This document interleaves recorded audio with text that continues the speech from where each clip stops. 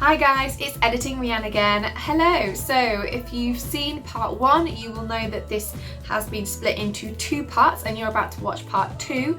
But if you haven't seen part 1, go and watch that now. I'm going to talk about what Fiverr is and some of the positive experiences that I've had with them and how I have used them to help reduce my costs to publish my books.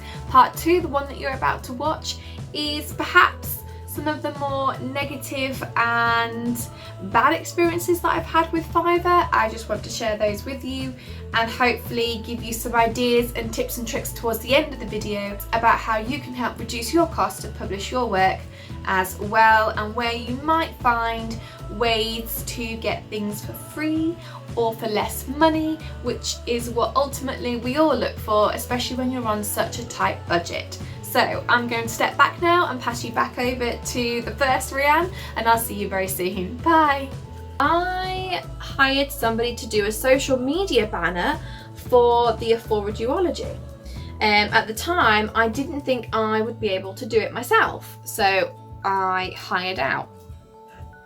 My luck had well and truly run out by this point.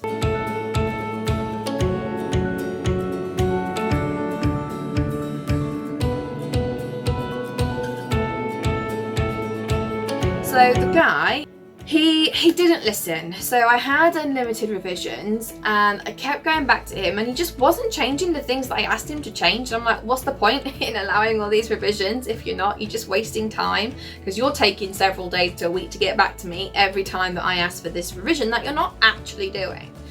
And eventually I just gave up. I just accepted what he'd done because I could not be bothered to keep going back and forth.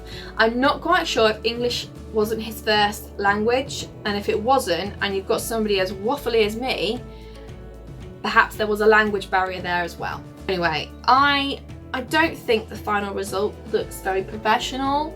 It did only cost me about 20-30 quid. Sorry, if you're not from the UK, quid means pounds. But you know, I could have done that myself, and in fact I have subsequently gone on to do all the sort of Bloodline Alliance banners and promotional posts myself. And I'll talk about how I do that in a minute, but I definitely didn't look out there, and I won't be using him or anybody for that sort of thing again.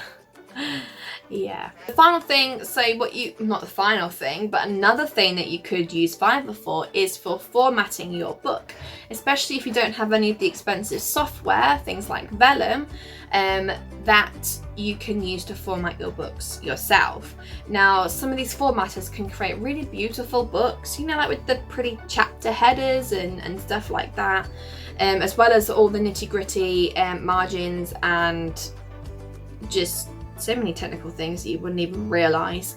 But the problem with that is every time you want to make a change, you have to go back to them and pay them to make that change as well. Now, this is probably one of the pros for indie publishing, is that you have full control over that, and I can upload any changes I want at any time, being an indie publisher. Being traditionally published, I wouldn't have that control. But unfortunately, I can't afford Vellum, even though I probably would allow myself to invest in it. However, Vellum is only for Mac users. I'm not a Mac user, and I can't afford to buy a Mac computer just for that. So I don't. I have since invested in Atticus, which is meant to be Vellum's competitor, or it's meant to be Windows answer to Vellum, because Atticus, you can use that as a Windows user. So I have purchased that. I can't say the word purchased.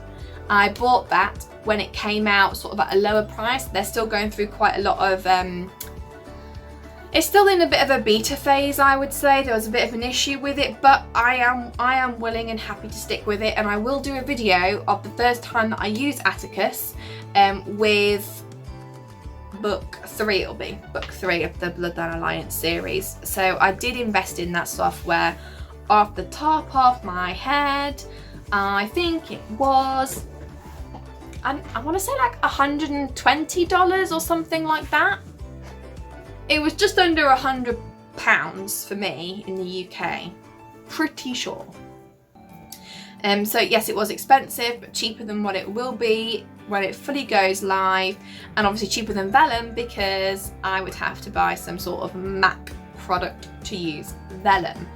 And that will allow me to format my books, so not only the right size and all the margins and all the technical aspects of it, but also the pretty things like the chapter headers and the things that go in between like big chunks of writing, like get little like, you know, you get little symbols in books. And also things like your copyright page, your back matter, your front matter, your table of contents, all of that.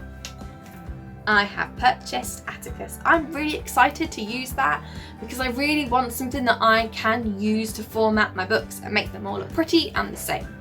Because every time I come to format a book, I forget how I've done it, and it is the bane of my life.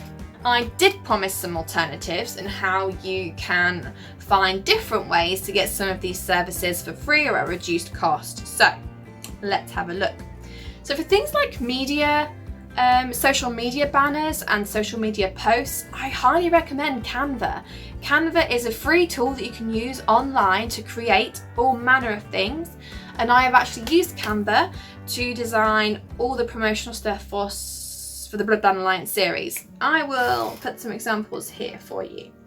Now, at the moment I use their free version, which is good enough, but they do have a pro version, and I am debating upgrading because some of the pretty graphics and pictures that I want to use are always in the pro bit. That happens all the time, doesn't it?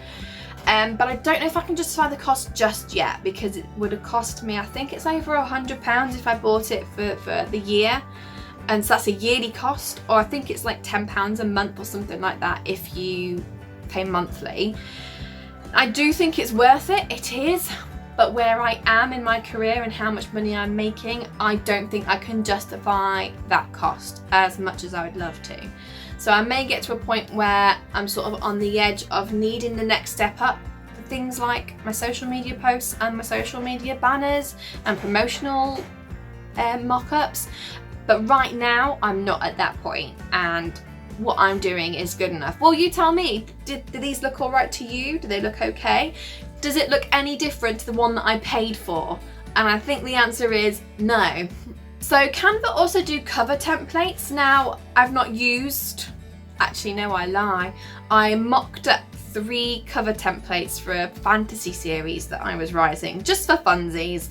And I don't think they look too bad, here they are. But they were using some of the professional images, the pro images, sorry, not the free ones. Now, I would definitely look into the licenses and what you can use with Canva. I would definitely look at that. And I don't know how well it would do on the market, because I say it's not like a professional cover, it's one you've put together yourself, but that is an option if you have no money whatsoever. Another option that would cost a bit of money but nowhere near the cost of hiring somebody from scratch is to get a pre-made cover. A lot of designers have a selection of pre-made covers that you can select, and then they can just put in your title, subtitle, name, that sort of thing. Now that's normally just for ebooks, and you might have to contact them if you wanted the full wrap, so the spine and the back. But it's definitely a good option because it is cheaper. So there is a hair floating in there.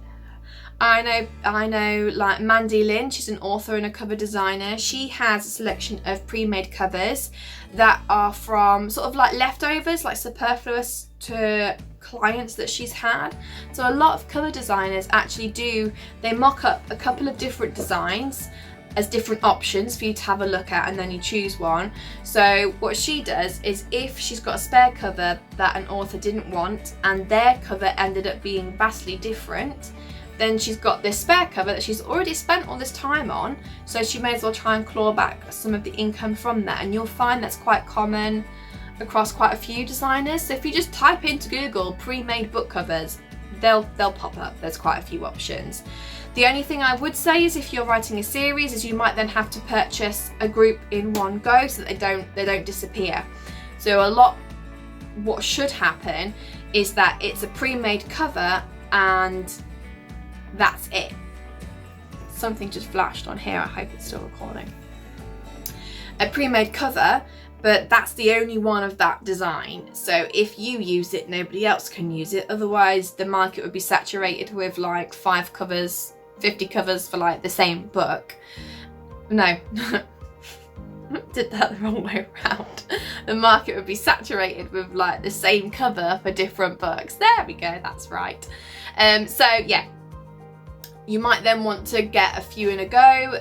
I've seen some pre-made covers that look like a series of covers for the same series, sorry. So you would have to then purchase them all in one go to make sure no one else purchased them and to make sure that your covers all sort of matched. So that's the only thing you might have to be aware of. Also, you can't really edit those unless you start paying for those edits, and then you may as well ask them to start from scratch. But you know, the characters on the front, are they going to match the characters in your book if you've already written your book? Because that's something I struggle with, trying to find images of characters that look remotely like my characters. Like, so difficult. And so for things like editing, consider joining groups on social media like Facebook do quite a lot of groups, or connect with other authors where you can maybe swap skill sets, find a critique partner.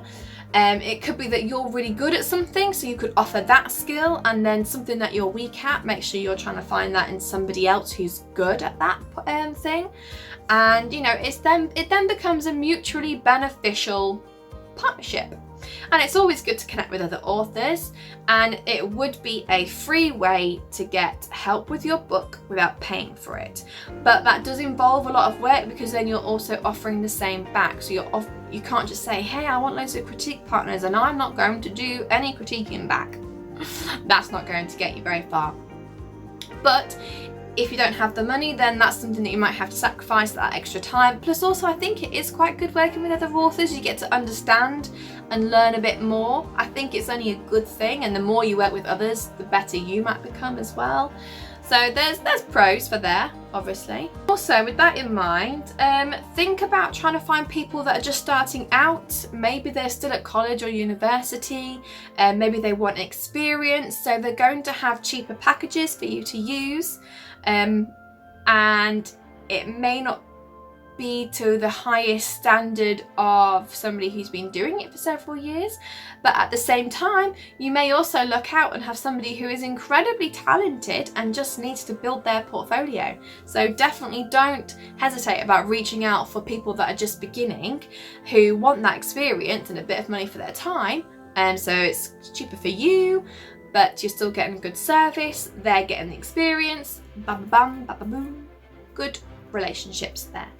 So I think I have come to the end now. So Fiverr is a fab service, especially if you're trying to reduce your costs but still get some form of professional, I'll say professional, some of these people are, eyes on your work. And it's good for you to outsource where you need to. It's good to make those choices about what you can and cannot afford, and you can be extremely lucky on Fiverr and get some absolutely banging services. It does also come with warnings, and you need to think about those and think, is this right for me? Do I save up and get professional editing? Am I making the money back? Am I going to make the money back? All those things come into play. So this isn't a Fiverr bashing video, and neither is it a putting Fiverr on a pedestal. It is what it is. You know, you're going to get some luck, you're going to get some bad luck, you're going to get some fabulous services, you're going to get some questionable people offering questionable services. You're going to get some things that you could do yourself if you learnt the time. If you haven't got the time and you need to outsource, you can do that. But there's lots of options out there. So what I want to end with is, if you want to self-publish, or you're thinking about or starting a business, and there's things that you're not comfortable with or you're not confident doing, Fiverr could be a really good place to start, as long as you do your research and be prepared that you could get a little bit burned on the way. But on the other hand, it could be just exactly what you need to get to where you need to get to, and then when you get to that next level, you can reevaluate and think, where can I go from here? So yeah, be wary of some sellers, but don't be afraid to reach out, ask questions, read reviews from them, and get that ball rolling. Thank you so much for watching. If you like this video and like this sort of content, please give it a thumbs up and subscribe to my channel. Don't forget to hit the notification bell so you can be notified when I put a new video up. That would be nice. And I will see you in my next video. Bye guys!